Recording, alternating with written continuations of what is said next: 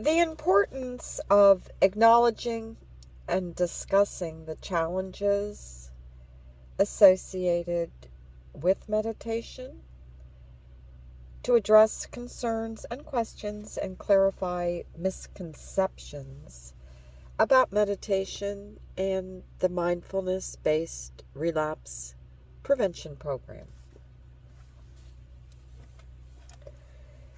These challenges reflect those that are described in traditional Buddhist teachings. We don't have to refer to the Buddhist terminology in the MBRP if we don't want, and this framework can be a useful way to identify the challenges that often arise for practitioners of mindfulness meditation. Traditional mindfulness meditation teachings describe 5 categories of challenges or hindrances. 1. Aversion, which could include fear, anger, irritation, resentment, and all of the varied forms. 2. Craving and desire, or the experience of wanting, which may be as subtle as wanting to feel relaxed and peaceful, and as extreme as an intense rage to use a substance. An intense urge to use a substance. 3. Restlessness and agitation, which may be experienced physically as a strong desire to move, or as mental agitation. 4. Drowsiness or fogginess, which may be in the form of sleepiness, mental sluggishness, or lethargy. And 5. Doubt, which may be personal doubt or doubt about the practice and its purpose or utility. A common experience when these states arise is for the meditator to attempt to get rid of them so that they can re-engage in the meditation, believing that these experiences are problems that are getting in the way of practice. Although there are skillful ways to work with these states, observing them as a part of meditation practice, just as observing body states is part of the body scan practice. We are learning to recognize these states and cultivate a curious attitude about them, rather than resist or attempt to eradicate them. Aversion. The first opportunity to work with aversion often arises in the form of physical discomfort.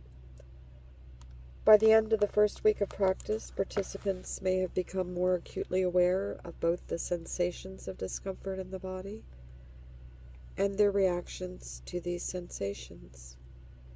Irritation, self-judgment, and desire to fix or get rid of the discomfort are common. Participants may also experience confusion, doubt, and disappointment about mindfulness practice based on prior assumptions and expectations about the pleasant or blissful experiences that should accompany meditation. There is often a need for repeated emphasis on the purpose or intention of these practices, especially in the beginning sessions. In the second week, we emphasize increasing awareness and acceptance of all phenomena, including uncomfortable or unwanted experiences, as well as reactions to these phenomena. We also inquire about some of these experiences, regardless of whether participants voluntarily raise them in discussion, emphasizing that no experience is right or better than any other.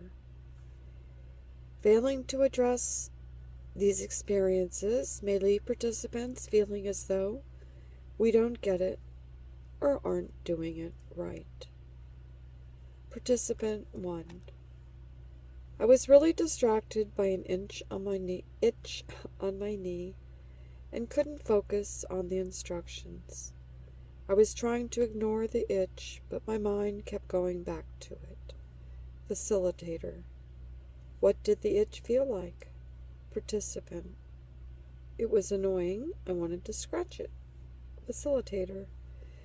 So you notice the itch, then some annoyance, and an urge to scratch the itch. What did the urge feel like? Participant 1. Like restlessness. I felt like it was getting in the way of my doing the exercise. Facilitator. Was there a thought? Participant. Yes, I thought, this is getting in my way. I can't concentrate. Participant 2. I felt the same way about the tension in my back. Facilitator. Okay, great, thank you. This is a common experience. Some discomfort arises and then a desire to make it go away. The thing about this practice is that we get to bring attention and curiosity to whatever is happening, even if it's something we didn't necessarily want or expect. Just noticing, what does an itch really feel like? Is it tingling? Is it hot? Of course you can scratch or shift positions if you need to, but just noticing it for a moment before you do that, instead of immediately reacting, as we usually do. Why do you think we might want to do that? Facilitator 3. I don't know.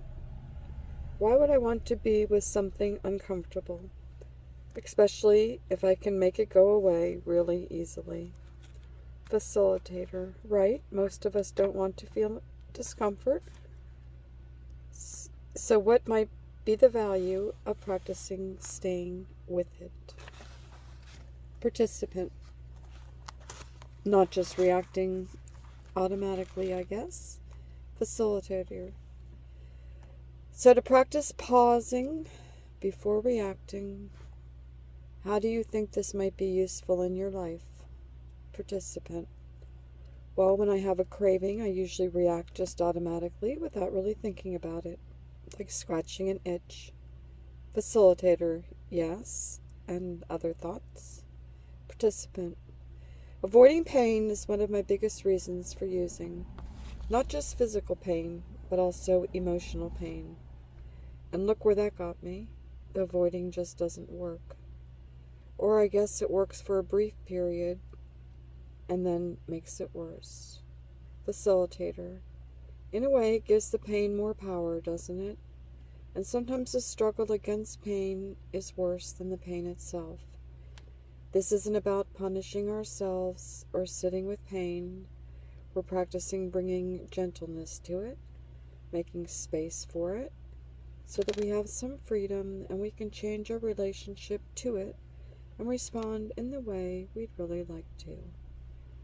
Here, the facilitator reintroduces the idea of becoming aware of sensations of discomfort as simply another phenomenon that is occurring in the present moment, and reminds the group that the idea of the practice is not just remaining focused on the breath to the exclusion of all other experience, but noticing and becoming curious about all phenomena, including discomfort. The facilitator ties this into the experience of craving and our tendency to react automatically. The facilitator also emphasizes that mindfulness is not necessarily about changing one's experience, but about creating a different relationship to it. This includes creating space for difficult experiences, which may help participants begin to discover that what is so painful is sometimes not the sensation or feeling itself, but the aversion to it, or ongoing attempts to control it. Craving and desire. The challenge of craving or desire often arises in the form of a longing for peacefulness or relaxation. It is a common belief among beginning mindfulness practitioners that deep concentration and bliss mean good practice, and anything less is bad or not working. It's easy for meditators to feel that something is wrong with their practice when they notice that they've been repeatedly distracted. Similarly, many beginning meditators come with the idea that the purpose is relaxation, and they expect immediate freedom from stress, struggle, and discomfort. They are often disappointed when practice does not immediately bring about these states. Thus, it's helpful to remind participants that we practice to increase our awareness and to develop a spacious, non-judgmental attitude towards all experience, including discomfort, distraction, or stress. Experiences of peace or relaxation are explored in the same way that discomfort might be, with careful attention to any misconceptions that these states are the goal of practice. Participant: I found this practice very relaxing. Facilitator: okay. Were there particular sensations you noticed in your body? Participant: just a feeling of ease. I was also less anxious. I noticed my mind wasn't wandering as much, and it really worked this time. Facilitator: what do you mean when you said it worked? Participant: I felt calmer. Usually my mind is just all over the place, and that is one of my biggest triggers for drinking. Just coming back to what is actually going on in the moment. I was really surprised by how well it worked. Facilitator: so you noticed that your mind wasn't wandering quite as much and that you were feeling calmer. Participant: yes. Facilitator: and it sounds like you believed this meant it was working. Do you think it will always be relaxing when you meditate? Participant: no, probably not. Facilitator: it sounds like a very pleasant experience, and it's also helpful to remember that every time you do it, it is different. Sometimes you might find yourself feeling peaceful and relaxed and experiencing all these pleasant sensations. Other times you might feel sleepy or restless or agitated. That does not mean that the meditation is not working or that you're doing something wrong.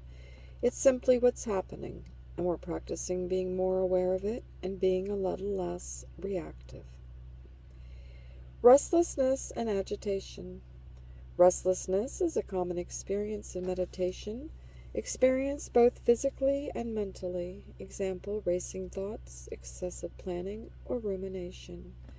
As with all these challenges, we turn attention toward the experience rather than attempt to suppress or control it. One might begin by acknowledging its presence and approaching it with curiosity, perhaps noticing where it lives in the body and if there is any reaction to the experience. Participant: I got tired of the repetition in the audio recording and hearing the same thing over and over again. I noticed that at one point last night I got really agitated, so I just turned it off.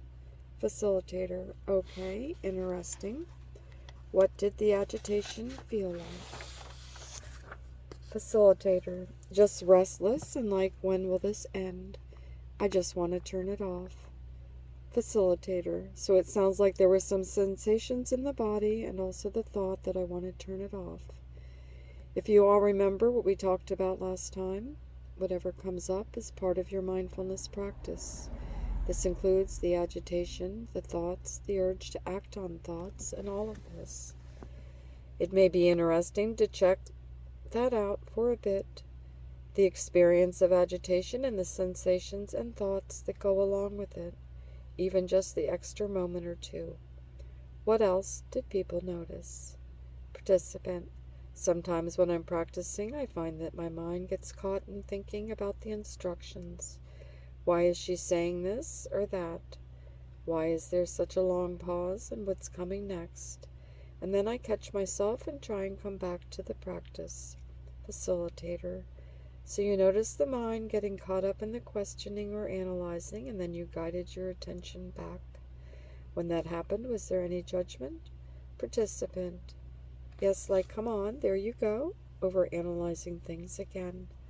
Facilitator: okay, did you notice any emotion? Participant: yes, some frustration. Facilitator, all right, thank you. Again, and we will return to this repeatedly throughout the course. The idea here is not to get rid of the thoughts or even judgment that comes up. We're not fighting or getting rid of anything. We're just pausing and noticing, becoming aware of whatever is going on. So when you find yourself going into analyzing and creating a story about what's happening, the moment you become aware of that, that's a moment of mindfulness. Each time you become aware, simply letting go and beginning again, without forcing or struggling, even if you have to do this over and over again. And if you become aware of struggle, just noticing that with the same gentle attention, letting go of that, starting over again. Sleepiness and drowsiness. Drowsiness is another common experience in meditation practice, particularly in the body scan, which often involves lying down with eyes closed. This may be in part just the natural response of the body to settling down and taking a break from the hectic pace of our lives. However, sleepiness and drowsiness can be included in our attention. One might observe the experience of drowsiness itself. What does it feel like? Is it possible to pay attention to the moments when we're startled into wakefulness? What is the mind's reaction to feeling sleepy? Is there self-judgment? If sleepiness is persistent, we might also offer suggestions for ways to work with this mind state. Participant. I made the mistake of doing the body scan in my bedroom and I fell asleep. Facilitator. What was your response when you noticed you'd fallen asleep? Participant. Well, at first it was fine because I was just relaxing, but it would happen a few times I got frustrated with myself. Facilitator. Do you remember any thoughts or physical experiences that went with that frustration? How did you know you were experiencing frustration? Participant. Just kind of a feeling of agitation and feeling like I'm not listening to the instructions. Facilitator.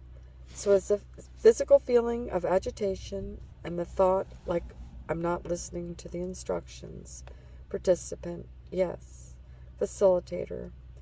What do you think it would be like to just bring curiosity to the experience of frustration and to that drowsiness right before you fall asleep, or the startled response when you first wake up, noticing the thoughts that go through your mind and the emotional and physical feeling of frustration?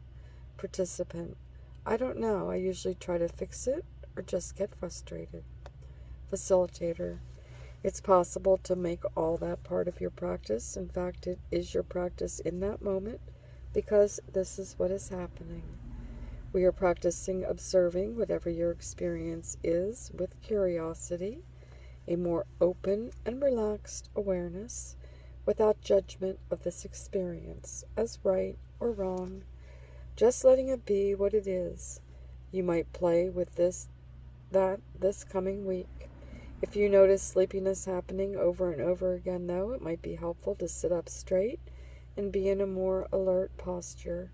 You could even practice in a standing posture. You can also keep your eyes open while you're practicing to let some light in, or try practicing at a different time of day. Just experiment with it and see what happens. Once again, the facilitator draws attention to observing the present moment, including the experience of sleepiness, and encourages curiosity about both its qualities and the mind's reaction to it. Example, self-judgment, irritation, frustration. She also offers ways to work with it if it repeatedly arises. Doubt.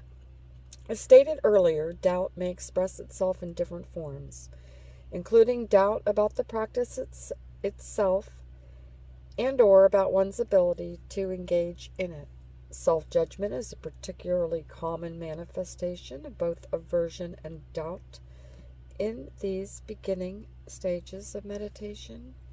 It often accompanies or is experienced as a reaction to one of the other challenges, such as sleepiness, restlessness, or discomfort. It may also occur in reaction to a thought, sensation, or emotional state. We find it useful to repeatedly inquire about experiences of judgment, particularly in response to anything challenging or unpleasant that arises. Examples: sleepiness, pain, or anger.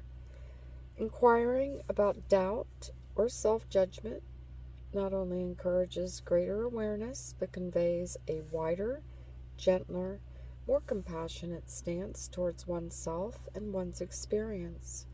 It's also an opportunity for participants to recognize the universality of these experiences as they hear it reflected in the comments of their fellow group members.